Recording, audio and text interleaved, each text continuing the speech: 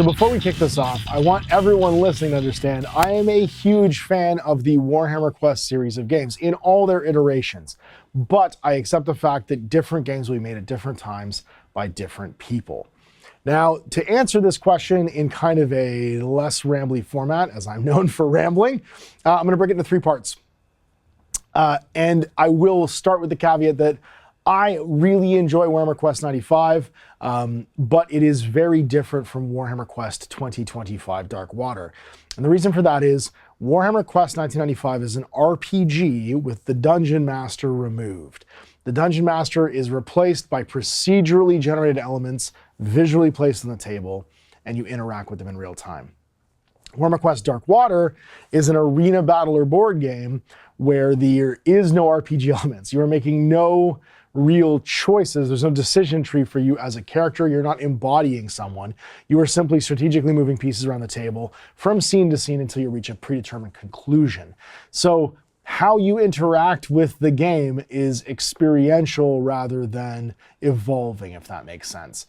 And you're kind of you're witnessing scene to scene what's happening, and your agency is basically just the strategy of completing the puzzle box that is that one room. Warhammer Quest 1995, you would, in between games, go to town, make decisions, talk to people, spend your money, not spend your money, lose your money gambling. There was much more RPG session stuff happening. That's why you need like a 250-page book. So very different things made by very different people at a very different time. So now let's talk about why we can't have a modern version of Warhammer Quest 1995. And it breaks down to three reasons. The first one's financial, the second one's logistical, and the last one is existential. And it's the scariest one for people like me and people in my generation who played those older games. So let's start off with financial. It takes much too much money to make and design a game like Warhammer Quest 95. And that's going to break into the logistical section too. But it also relies on making money from selling the existing range. Now, could you do that today? Maybe, but the way in which product is boxed for Warhammer Age of Sigmar and even Warhammer the Old World is very different from the way it was boxed before. Here's a lot of daylight in between these two things. Warhammer Quest 1995 was about taking your miniature collection, creating a deck of cards even that went along with your miniature collection, but also providing rules for the entire extended range of Warhammer Fantasy Battle miniatures that existed out there. You would start off squashing snotlings and fighting Skaven in the dark of the tunnels, and by the end you're eating like 6 bloodthirsters for breakfast and slaying red dragons from room to room. That was how Quest 95 evolved. And that meant you needed to be able to go out and individually purchase that. And the game itself relied financially, not on selling you the box, but on selling you all the monsters you would need afterwards to go on to make money. Because things aren't packed in blister packs anymore, you can't just get a couple of something. It's a lot harder for Games Workshop's model range to support something like a Quest 95. Things tend to come in collections, and they also come and go out of stock. So you can't necessarily rely on making the after money that you could back in 1995, when the miniature range was just really different, and you could encompass it all in a single book, like the roleplay book from Quest 95. Number 2, logistical. Games Workshop makes things fast today. They make things fast and they release things fast. And you see that reflected in the types of products they make. They make splash products, slow burn products that come out once and never come back, and that typically might get a release like once a year. You cannot spend the amount of time it would take to write a 300-page RPG, playtest it and balance it with just what is basically like a studio asset now at Games Workshop. Quest 95 is probably the best reflection of that. It doesn't require a lot of playtesting because as long as functionally the scenarios work and the difficulty is relatively scaled, they probably had a rubric for like how many wounds were on the table or how many wounds would come back or how many enemies would activate in a given scenario. So I'm imagining what you probably saw in the first act was the more complicated a scenario got, the more types of enemies were on the table.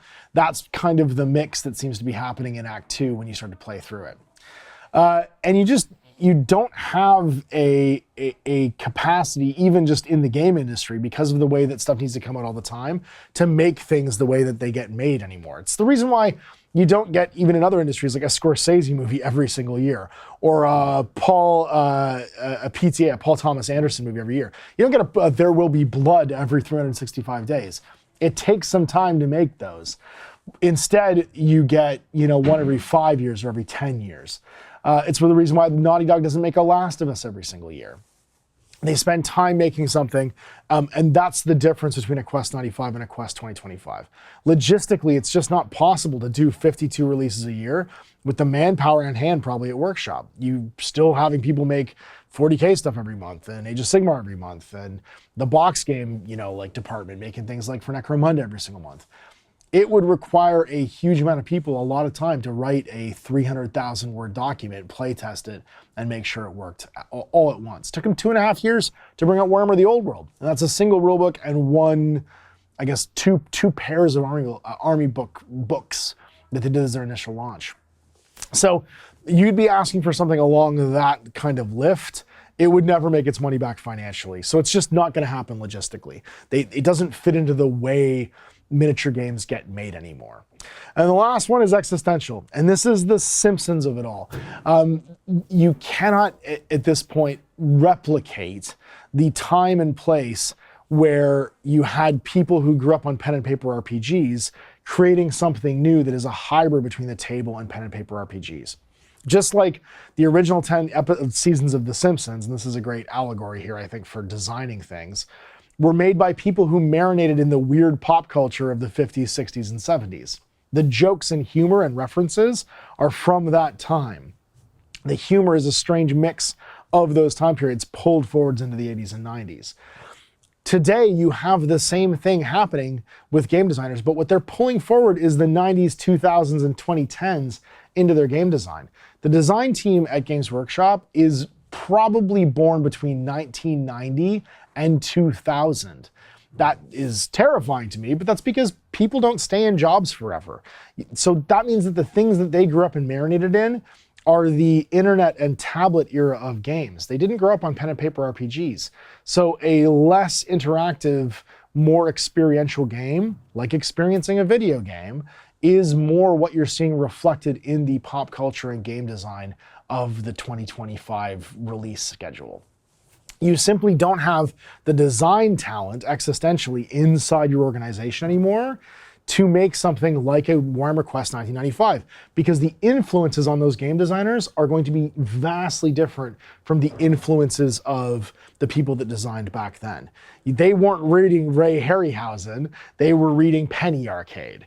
And so the product that comes out is simply going to be different, and that's okay. And that leads me to kind of my conclusion today. Warhammer Quest Darkwater isn't necessarily made for people who made Warhammer Quest 95. And luckily, we still have Warhammer Quest 95. It's floating out there on the internet. You can buy copies of it used, and you can even cobble together one if you want, hobby-wise. People who want Warhammer Quest 95, what they're really saying is, we want more people to play Warhammer Quest 95 with. We want a new generation to experience it. And that's great. But that's not something Games Workshop can do for you. Games Workshop is going to create the things that are contemporary to the design people working inside Games Workshop and release it for customers that are contemporary to those designers. So for every person saying, I wish we had Quest 95 in the comments of my videos, I also saw people saying this is exactly the level of lift I want in my Arena Battler board games. I'm so excited for this game. It's really easy to find your side in this discussion and try and sit on it. But I think I am firmly in the middle, understanding that I can enjoy this game on its own merits and not have to compare it to the thing that I loved and played before. And I'm not offended by the fact that they both share the branding Warhammer Quest. The brand is irrelevant. The brand is not going to stay the same forever. Your favorite band isn't just going to make the same album time after time after time. They're going to evolve, they're going to change, they're going to make new things. So there it is, why we can't have another Warhammer Quest 95 in this day and age.